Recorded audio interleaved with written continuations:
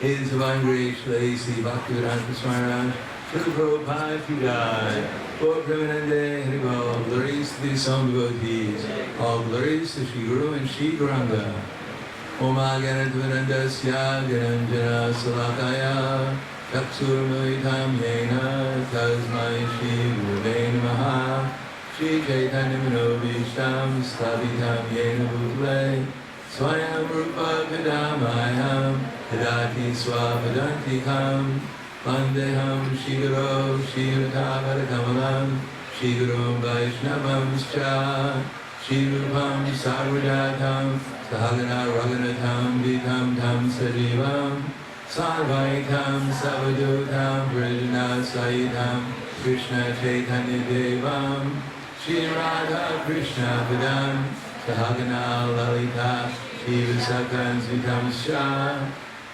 Hey Krishna Karna Sindho, Ilvando Dagatate, Gopesha Gopika Kanta, Radha Kanta Namostate, Tapta Kamshana Gaurandi, Radhe Vrindavaneshwari, Krishna Manu Sundadevi, Pranamami Hari Priye, Panchakalpa Drigascha, Kripa Sindhu Vyavascha, Patilanam Bhavanebhyo Vaishnavebhyo Namo Namaha, Shri Krishna Chaitanya Pranithananda, Chaitanya Gadadhar, Shivastani Gaur Bhaktivinoda, Hare Krishna, Krishna Krishna, Hare Hare Rama, Rama Rama, Hare Hare.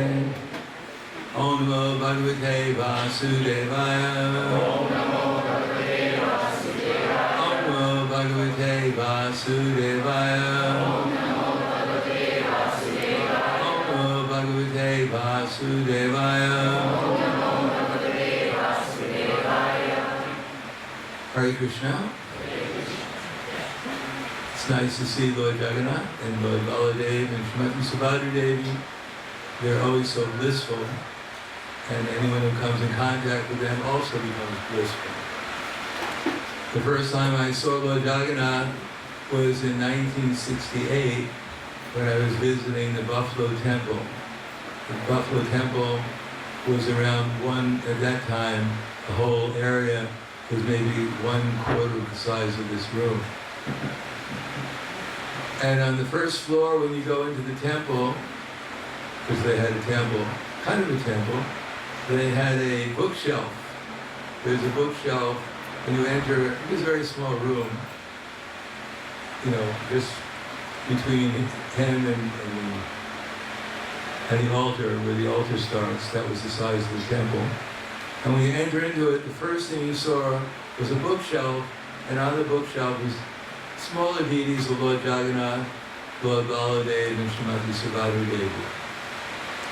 And at that time, Burbank Prabhu was staying at the temple, He was the first one to join in Buffalo around the middle of 1968. And then I asked Burjan, I said, who are these figures on this bookshelf? And at least he has one version, but as far as I remember what he told me, he said he didn't know who they were either. Although he was the head pujari at that time. So he went to a place called Chapel Hill at the beginning of 1969 when I moved into the temple, maybe at the end of 68. And as soon as I moved into the temple, because there was only a few devotees living in the temple, they made me the head pujari. So I still didn't know who the deities were. But Burjan Prabhu, before he left, he had constructed an altar, a small altar, where the deities were on. Now, worshipping Lord Jagannath at that time, who are our deities, we didn't have Gaura Nitai, we only had Lord Jagannath, consisted of doing bells. You may have seen some video of Srila Prabhupada offering prasadam and waving some incense before the deities, and that was called bells at that time. Prabhupada would ring the bell and offer the prasadam, and that was our deity worship. Then, when Prabhupada came to Buffalo in 1969, around, I guess, April of 69 or March of 69, then he stayed at our temple president's flat, Rupanuga Prabhu's flat, and I had the opportunity to associate with him the whole week. Although I was a student at the university, before I went to the university, because my classes were in the afternoon, I'd sit with Srila Prabhupada. Either he'd speak to me or he'd speak to others if they were present. And one question I asked Srila Prabhupada during that time I was spent with him, I asked him, who is Lord Jagannath? And Srila Prabhupada said, he's Krishna. So I was relieved that I was worshiping Krishna. I didn't exactly know how to worship Krishna. I remember Purushottam was Prabhupada's personal secretary, and Srila Prabhupada was traveling with his deities, Shri Radha and Krishna, little Radha and Krishna deities, and they brought it, Purushottam brought in the plate, and Prabhupada looked at the plate and asked Purushottam Prabhu, did you wash the plate? And he said no, so Prabhupada said take it back and wash it. So then I learned that you're supposed to wash the plate before you offer anything to the deities. You have to remember that at that time, although we knew there were 4 regular principles, but it wasn't really clear how to follow them. Nor was there any definite morning program, nor was there any deity worship except for ringing the bell. Of course, later on I started to bathe Lord Jagannath every day. Unfortunately, Lord Jagannath was a painted Lord Jagannath, which most of them are, and I noticed he was becoming sticky the more I bathed him. So I had to give that up after some time. It was nice bathing him. So one day, because at that time there was no internet, and calling on the telephone was really not very usual. It was quite expensive at that time to call on the telephone, and we had to save money because we had hardly any income. But Rupanuga, our temple president, used to call Brahmananda, who was traveling with Srila Prabhupada at that time, and Brahmananda Prabhu mentioned about something called deity worship, how they were worshiping Sri Sri Radha and Krishna with something called arti, which we never heard of before. So I was told, I asked what the paraphernalia of the arti were. They said, you offer incense, and you offer some water, you offer a handkerchief, you offer a flower, and then if you have a fan, a chamara, you offer the fan. So I said, actually, we'll try the deity worship. But no one told me how long it should last for. So our first arti lasted for 2 hours. It was a very slow, I mean, I didn't know how many times, but we were offering it very, very slowly to the deities, you know. I mean, you couldn't imagine, each of the paraphernalia took a half an hour to practically offer that we had. The next arti only lasted for an hour because my hand couldn't last. Then later on, of course, information started to gradually come to us, and we understood that arti should be a certain amount of time, a certain amount of times you wait. It was different from what we're using now. The deity handbook didn't come out until much later. But we did what was, 4 to the feet for some paraphernalia, 2 to the waist, flowers at least got 3 around the head and 7 times around. So that was the standard, because we didn't offer the incense, at least, to his face, because we understood he'd probably choke on it. So we avoided that. Incense was actually quite rare. We had what was called gum arabic. That's how we burned, what we burned for the deities.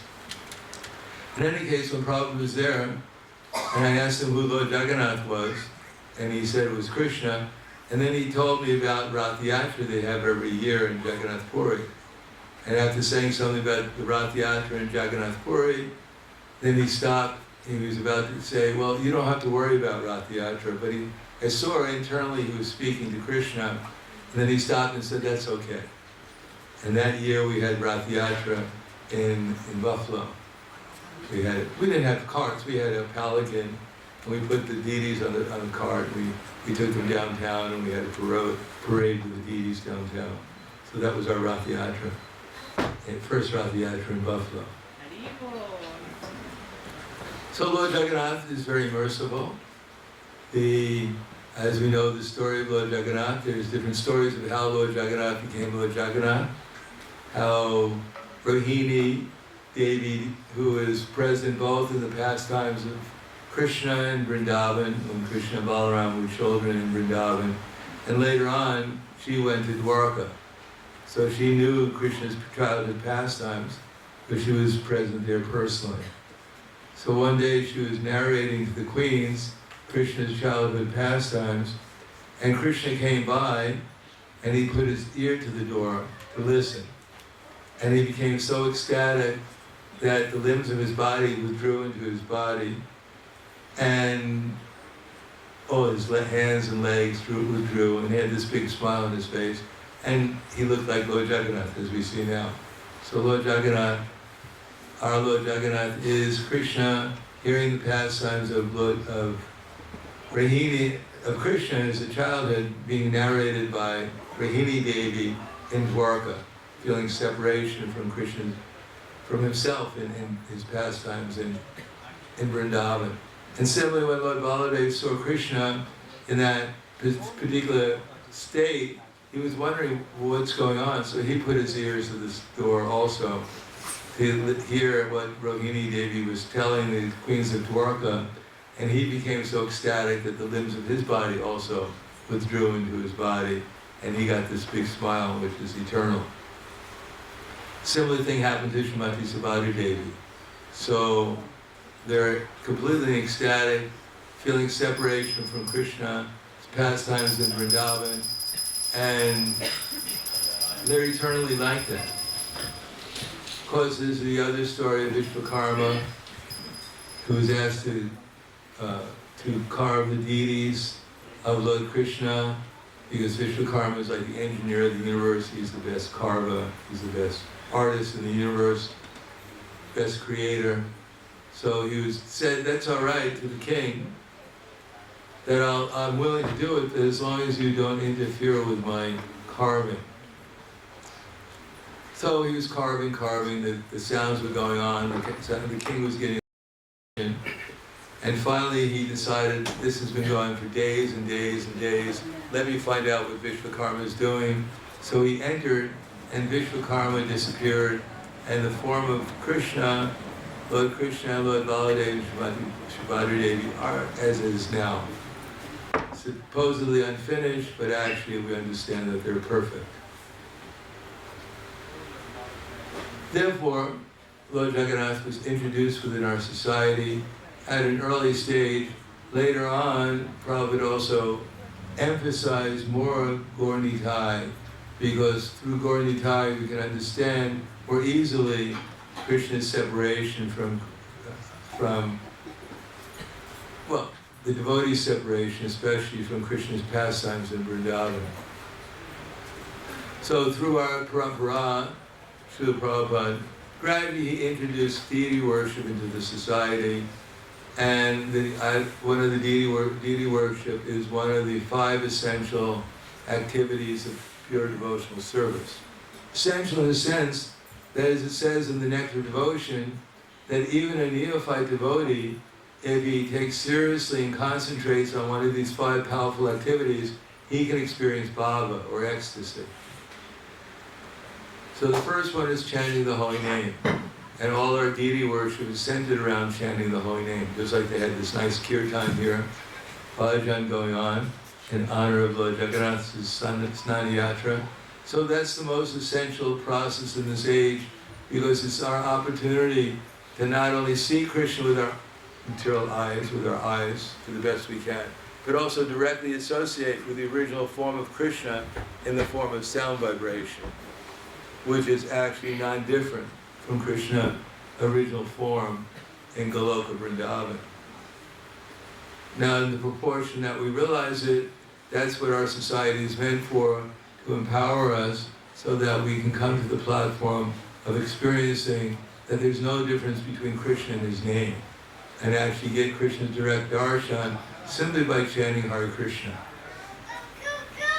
And that's possible when it comes to the platform, beginning with after liberation, then one develops an actual experience consistently of how Krishna is present in his holy name. Then after that experience called Ruchi, that when we chant Hare Krishna, we can actually feel Krishna's pleasure potency.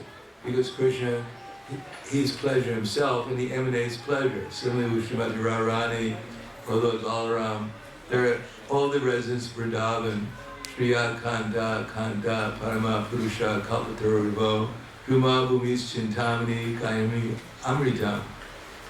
That the residents of Vrindavan, and their very form of nectar, they're transcendently pleasurable. Just like the water there with the devotee is also transcendently pleasurable, the air is transcendently pleasurable. There's only pleasure in Goloka Vrindavan and on the spiritual platform. So our aim is to experience that principally through fenceless, pure chanting of the holy name, and in order to assist that, we learn the philosophy of who we are, Sambandha, who everyone else is, what this material world is, so we can develop a proper service attitude towards all of Krishna's energies and to Krishna himself. So that's our philosophy. Sambandha is what's actually taking place, and then there is what's called abhideya, practical activities by which we can perform to actually experience Krishna consciousness, to put into practice our theory that actually everything is not different from Krishna, and everything belongs to Krishna, and everything is meant to be utilized in Krishna's service. So we're taught how to utilize our energies to whatever extent we're willing to do or know how to do in Krishna's service, and the result is, after that, is prayojana. That when we actually concentrate our minds upon the fact that everything belongs to Krishna and utilize things sincerely in Krishna's service, then prayojana means we come to realize that I'm actually Krishna's eternal servant. And one can act in that attitude of service, Krishna reveals himself, and we can actually experience what our transcendental senses are like when they're on the transcendental platform instead of the material one. So Prabhupada introduced deity worship as a necessary requirement for conditioned souls to regulate their lives in Krishna's service so that they can learn to chant Hare Krishna purely and understand the meanings and the insights into the scriptures that Prabhupada gave us, such as Bhagavad Gita, Srimad Bhagavatam, Chaitanya Charitamrita. So even our acharyas like Lord Chaitanya, he also worshipped Lord Jagannath. He was coming to Jagannath Puri after taking sannyas, accompanied by Lord Nityananda and his other devotees, and they were not going quick enough to Jagannath Puri, so he went ahead and he entered into the Jagannath temple, and there he saw Lord Jagannath and became so overwhelmed with ecstasy that he fell on the ground. Unfortunately, even the pujaris of the Jagannath temple could not understand the transcendental platform that Lord Chaitanya Mahaprabhu was on, and therefore they came with sticks to beat him. Luckily, Sarvabhauma Bhattacharya, who was not apparently a devotee at that time, was present, but he understood that Lord Chaitanya Mahaprabhu was not an ordinary personality, and therefore he, being the Pandit of the temple, he forbade the guards from beating Lord Chaitanya. Instead, he took a little, I guess he had a feather, and he put it before the nose of Lord Chaitanya to see if he was alive.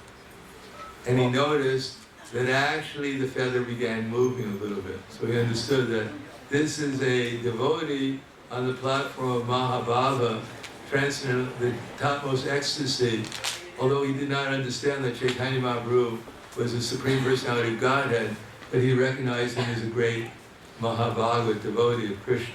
Of course, Sarvabhauma Bhattacharya was an impersonalist, so he, just like when Chaitanya Mahaprabhu visited the Mayavadi sannyasis on the request of one Brahmin to stop the Mayavadi sannyasis from criticizing Lord Chaitanya, when he visited them, he came into the room or the house where he was invited, and there he sat down on the place where they washed their feet. Because at that time, people did not have the tram, didn't have buses, didn't have cars. They walked. Healthy, they were healthy. And so when they were walking, luckily there was no glass on the ground, because there was no glass at the time.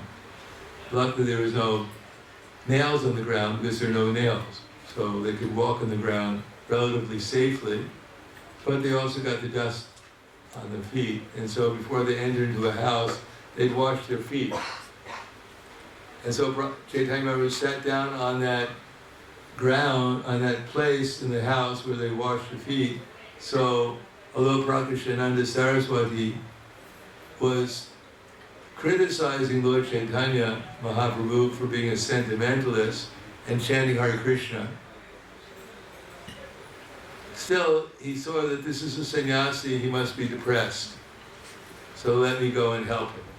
Although Chaitanya Mahaprabhu was emitting an effulgence greater than 10 million suns, it didn't really impress the Mayavadi sannyasis very much, because they thought, here's Narayan, here's a person who's realized he's Narayan, but we're all Narayan. He's effulgent more than 10,000 suns, but in the course of time we'll become effulgent as he is. Still, Prahladananda Saraswati Maharaj, under illusion, he thought that Chaitanya Mahaprabhu was depressed. In other words, how you figured out how he's more effulgent than 10 million suns, and at the same time he's depressed. In any case, he came and offered Chaitanya Mahaprabhu a hand, and he brought him to the other sannyasis and said, you know, my dear Chaitanya, we understand you're a sannyasi, you took initiation from a very prominent sannyasi, Keshava Bharati, a first-class Mayavadi sannyasi like we are, and yet you seem depressed. Not only depressed, but you're wasting your time dancing and chanting like a madman. So Chaitanya Mahaprabhu explained to him that actually my spiritual master considered me a fool.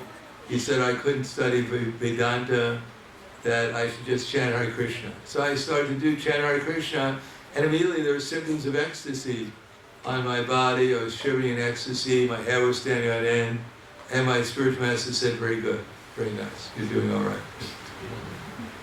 But the Mayavadi sannyasi could not understand that, because they could not understand Lord Chaitanya Mahaprabhu, nor could they understand Lord Jagannath. They thought, as one poet came later on in the Jagannath Puri, and had one poetry that he wanted to read to Chaitanya Mahaprabhu, but before he could read any poetry to Chaitanya Mahaprabhu, he had it presented before Radha-Damodara, who's Chaitanya Mahaprabhu's secretary. So he presented that poetry to Swarup Damodar and the other devotees who were present. And they all said, "Oh, very good, very good." And Swarup Damodar said, "You're a rascal and fool. You know, you're a offender to Chaitanya Mahaprabhu and Lord Jagannath," because the poet had said that Lord Chaitanya Mahaprabhu was the moving Supreme, and Jagannath was the inanimate Supreme. He was a Mayavadi. In other words, his interpretation of Lord Jagannath is that he was a statue and he couldn't move. And that Chaitanya Mahaprabhu was Lord Jagannath in the form of being able to move. He was wrong. Swarup Damodar chastised him, explained to him his philosophy was wrong, and then he corrected himself and became a good devotee of Chaitanya Mahaprabhu. So this misconception about Lord Jagannath is always there. When that Brahmin in South Asia, South India, was on pilgrimage with one elderly Brahmin. So at that time, the elderly Brahmin promised to the younger Brahmin, who was supposedly illiterate, which means that he didn't know Sanskrit as well, because every Brahmin was supposed to be taught with Sanskrit. And I don't know how many of our Brahmanas are expert at Sanskrit. Any Brahmin here can speak Sanskrit? So we'd be probably considered illiterate in India at that time. But I have a PhD degree, sorry. I have my PhD in Sanskrit. Can you speak Sanskrit? No, sorry. So he was considered illiterate. He wasn't a wealthy Brahmin, and therefore he was considered, because this particular elderly Brahmin that he was serving, this younger Brahmin on the pilgrimage, the elderly Brahmin knew Sanskrit, and he was wealthy, and he had a big family. But he said one time to the younger Brahmin, "My dear younger Brahmin, you've been serving me so nicely on this pilgrimage that now I want to offer you my daughter in marriage." And the younger Brahmin said, "That's not heard of, because I'm considered illiterate, I'm poor, you're aristocratic Brahmin with great wealth, great learning, so this will not be accepted by your family. They'll cause some problem." So the elderly Brahmin naively said, no, I'm the head of the family. Whatever I say goes. He thought like that. A lot of us think like that sometimes. So he said, no. The younger Brahmin said, "It's probably going to be some problem. So if you really are convinced that you want to offer me your daughter in marriage, then let's go before the Gopal deity and make a promise to the Gopal deity." So the elderly Brahmin, the younger Brahmin went before the Gopal deity, and the elderly Brahmin promised that he'd offer as charity his younger daughter to the Brahmin in marriage. And then the younger Brahmin told Gopal, he said, "You're a witness now, you're the witness, Gopal, that if you don't act as the proper witness, then you'll be committing sinful activities." So, as we probably know from Chaitanya Charitamrita, in the course of time, the elder Brahmin and the younger Brahmin came back, I believe, I forget where they actually came back to. In any case, they came back to their village, and then nothing was happening for a long time, so the younger Brahmin came to the elderly Brahmin and said to him that it's been a long time since we've been back from this pilgrimage. What's the status? You were offering me your daughter in charity in marriage. The younger Brahmin had no desire for sense gratification, but he didn't want the elder Brahmin to commit a sin by making a promise before the deities and not fulfilling it. So finally the elder Brahmin went to his family members and mentioned him that on the pilgrimage he had this nice younger Brahmin was offering him service constantly, and he had promised his younger daughter in marriage. So the wife said, "If you give my daughter in marriage to this young Brahmin who's illiterate and poor, I'll take poison and kill myself." And the elder Brahmin, the elder Brahmin's son said, "Don't worry, father, we can juggle words and say that you actually were never really offered your daughter in marriage to this Brahmin. If he comes here, we'll drive him away, saying that you've given my father Dutura, you've made him crazy, and now you're trying to steal my sister. So the younger Brahmin came to the family later on and said, well, what is the status, my dear Brahmin? You know, you offered your daughter in marriage to me. Can you please tell me what you're going to do? So then the elder Brahmin, according to the direction of his son, said, you know, I can't remember exactly what happened, because he didn't want his wife to kill herself and take poison, and his other daughter to do the same thing. And then his son said, my dear elder Brahmin, my dear Brahmin, the younger Brahmin, he said, actually we understand that you gave my father Duturia, you poisoned his mind, and now you're trying to steal my sister from us. You stole his wealth, poisoned. Now you're trying to falsely take our sister. And so he drove the younger Brahmin away. So the younger Brahmin went to the village, told his story, they all came there, everyone gave their side of the story.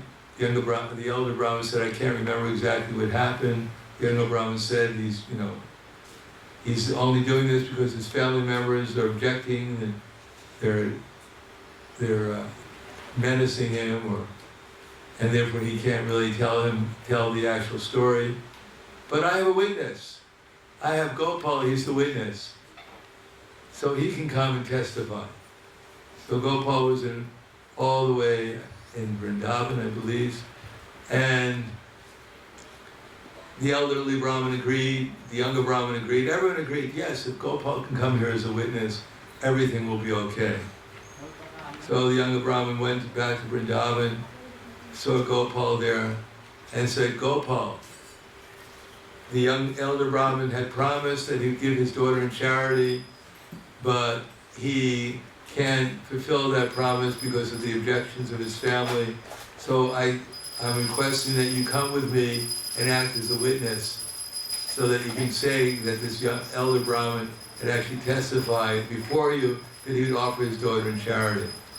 But Gopal said, wait a second. He said, I'm a deity. I can talk, but I don't think I can walk. So the younger Brahmin said, but if you can talk, you can walk.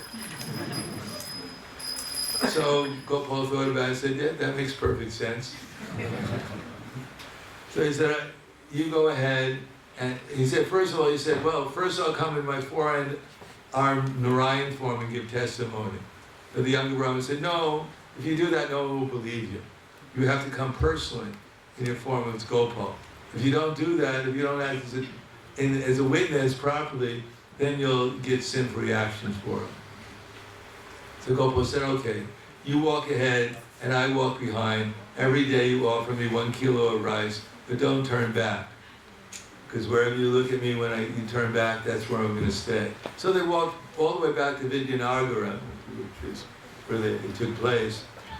And finally, because on the way, this devotee, the younger Brahmin, was hearing Gopal's ankle bells. So he understood that actually the deity Gopal was behind me, but then the ankle bell stopped, so he turned around to see what had happened, and Gopal was standing there right before Vidyanagara, smiling, and said, now you can all call the village people. So everyone came, the elderly Brahmin, his son, his wife, all the village people came. And there Gopal actually gave witness that the elderly Brahmin had promised him his son. So as Prabhupada said in one lecture about the deities, that this is the installation of Rukmini Dwarkanath, not Dwarkadish, Dwarkanath, the little deities, in Los Angeles in 1969. And in that installation of the deities, Prabhupada in the lecture, he said that actually we're offering to Krishna some prasadam. He said, Krishna doesn't have to take it. He said it's because at that time, it's 1969, our main prasadam in the morning was halava. Devotees lived on halava. Halava with a lot of sugar and ghee. And when they could add raisins to it, it was considered to be especially opulent. That was our bonus when they added raisins. So Prabhupada knew about that, and he said, not that Krishna has to eat your fruity halava, that he's obliged to eat it. He said it's bhakti. And then he started to give the example of one devotee named Vamsidas Babaji, and then he stopped that example and he gave the example of Sanatana Goswami. He said that Sanatana Goswami, he was a mendicant and he was going door to door. So one day he was about to approach, because mendicant meant that he was getting a little roti every day, not a chapati with butter on it or anything like that. Roti meant that they get some flour, the people who were living there in the jungle, practically speaking. They get some flour, they mix it with some water, make it into a ball, and throw it on a fire. It didn't take very long to get prasadam back then. So they put it on the fire, and half of it would get burnt, and half of that would be uncooked. And that was called their roti. And when the mendicants came, that's what they got as their charity. Half cooked, half burned roti.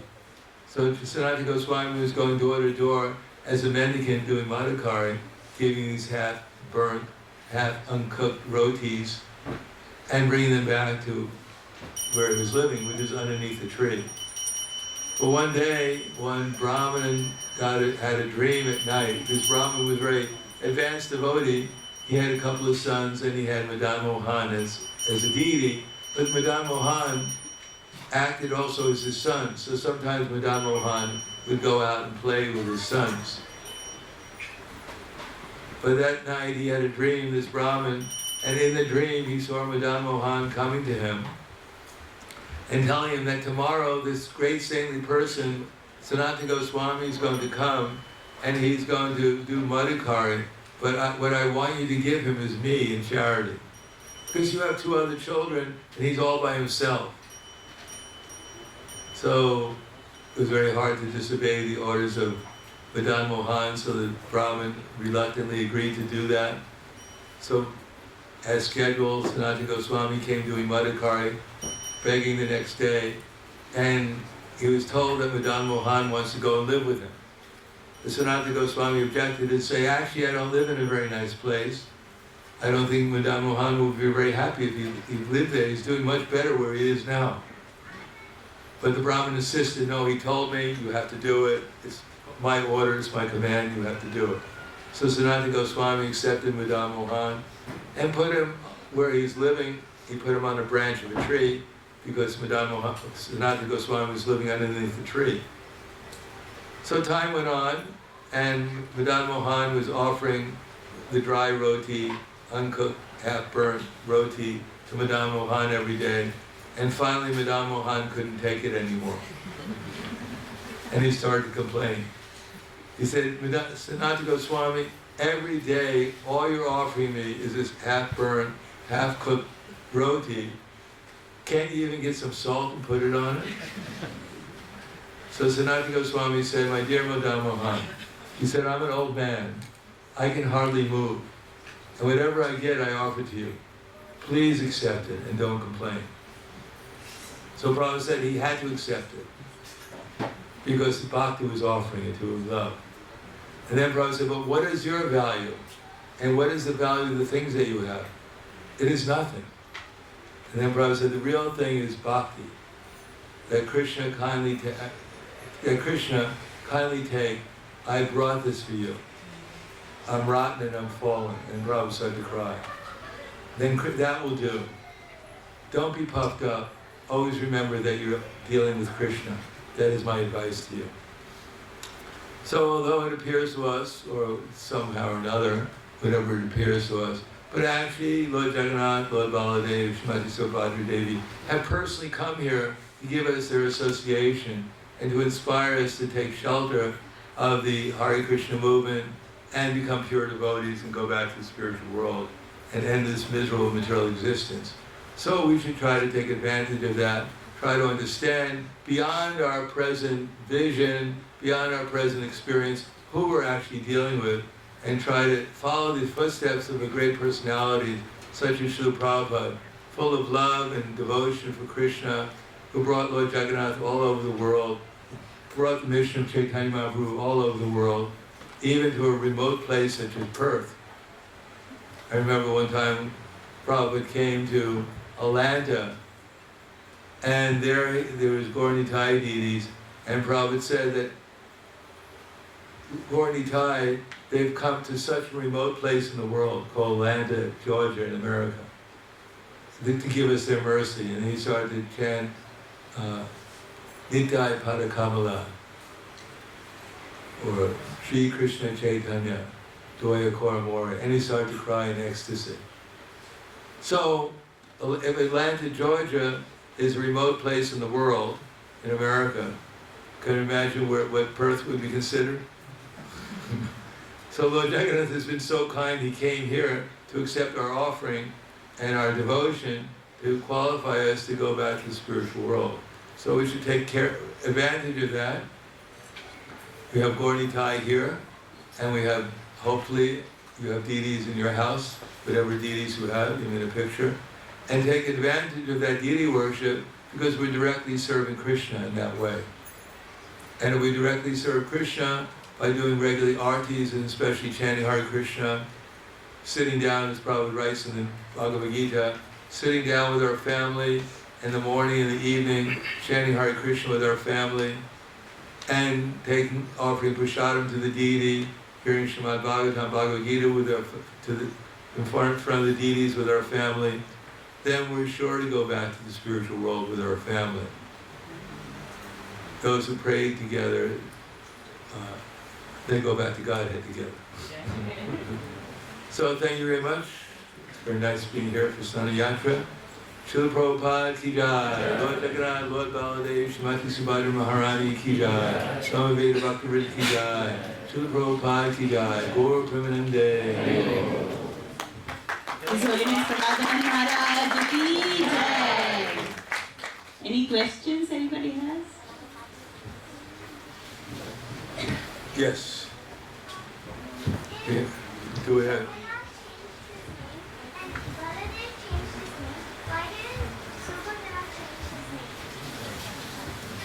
What's that? Say, repeat the question, please.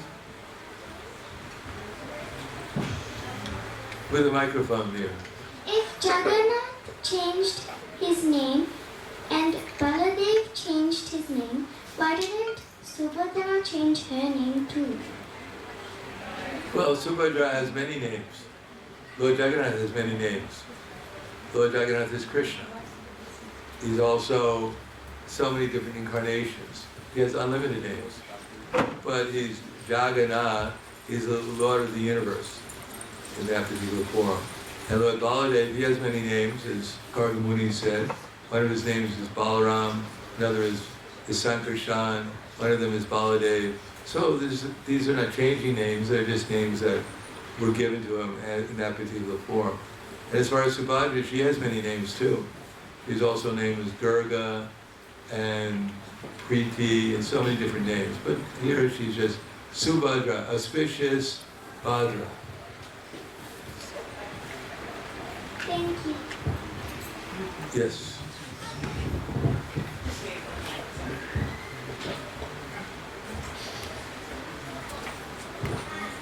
Why did Srila Prabhupada not tell you how long to do arti for? If I would have asked him, he probably would have told me. But I didn't know his telephone number, so I couldn't call him up.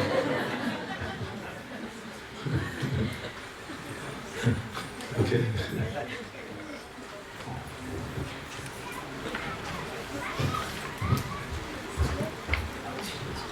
Hare Krishna.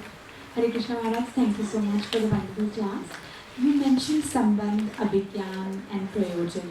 Can you share one more time? I could not understand it all. Sambandha is very simple. Yeah, relation. Except everything is belonging to Krishna. That's called our Sambandha. Abhigaya is to utilize whatever we have in Krishna's service. And Prayojana, if we do that, we'll develop love for Krishna. Thank you. Thank you so much, Maharaj. Krishna Maharaj. It's been told that Rupa Goswami, Sanatana Goswami, they used to like change trees every night when they were in Vrindavan, so like they don't develop like attachment to where they are. But in this pastime, Mother Mohan, was it different that Sanatana Goswami stayed at the same place? It was a nice trip. He got attached to it, but it was a Kalpavriksha tree.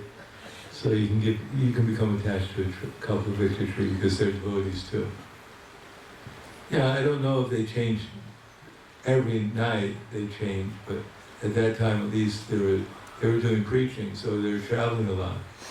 So it's not like they didn't want to stay under this. For some reason, they couldn't stay underneath the tree. Just that they were traveling around Vrindavan, giving the association of the Brijavasis at that time their preaching and their advice to them. So therefore, they couldn't walk back to the same tree every night. They stood up, they took shelter of a different tree. Whatever Kalpavriksha tree was available.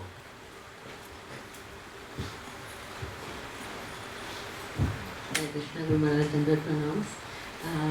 So the question that keeps coming to me when I hear last time with Sanatana Goswami to offer more salt or to make the food more tasty, and my head thinks like so Krishna is asking.